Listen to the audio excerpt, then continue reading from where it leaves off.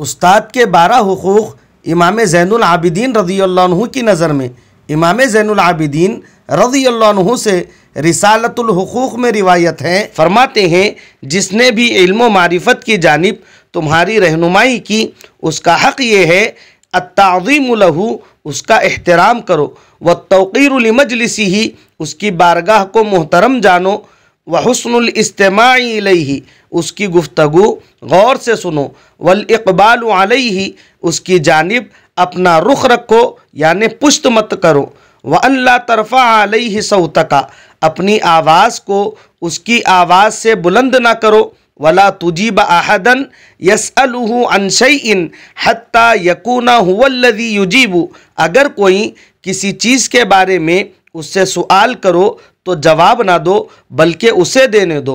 वला तुहद्दिस फ़ी मजलिसिही अहदन, उसकी मजलिस में बैठकर कोई किसी से कलाम ना करे। वला तग़ताबा इंदहु अहदन, उसके पास बैठकर किसी की ग़ीबत ना करो।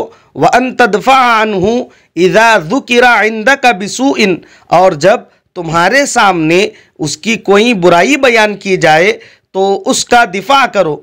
व अन तस्तुरा उयूबहु व तुज़हिरा मनाक़िबहु, उसके उयूब और नक़ाइस पर पर्दा डालो और उसके फ़ज़ाइल और मनाक़िब को ज़ाहिर करो।